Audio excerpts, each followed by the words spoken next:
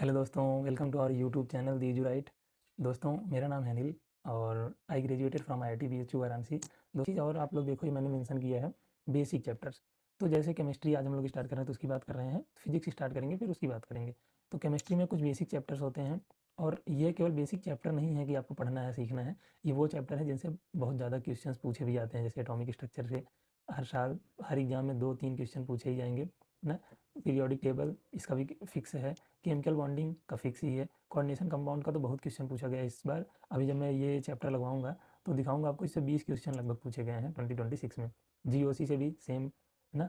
और ये basic chapter भी हैं, जैसे एटॉमिक स्ट्रक्चर फिजिकल में भी आता है, ये इनऑर्गेनिक में भी आता है और इनके यूज आगे मिलते ही जाएंगे, क्योंकि एटॉमिक स्ट्रक्चर ही है जिसमें हम लोग प्रॉपर एटम के बारे में पढ़ेंगे ना। इलेक्ट्रॉन प्रोटॉन न्यूट्रॉन्स की एनर्जी ना, वेलोसिटी और रेडियस वगैरह कितनी होती है, वो सारी चीज़ें, स्पेक्ट्रम वगैरह पढ़ेंगे।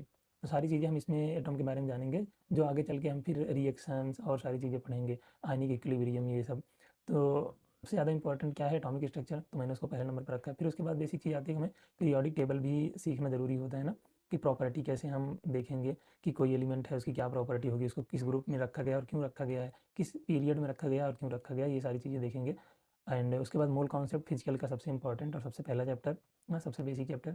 फिर केमिकल बॉन्डिंग, ये भी इनऑर्गेनिक का ही चैप्टर है, हालांकि ये फिजिकल में भी काउंट हो जाता है। कोऑर्डिनेशन कंपाउंड, ये भी जो है बहुत इंपॉर्टेंट चैप्टर है। और जीओसी तो आपको पता ही है, ऑर्गेनिक का सबसे बेसिक चैप्टर है, बिना इसके ऑर्गेनिक हम कर ही नहीं सकते।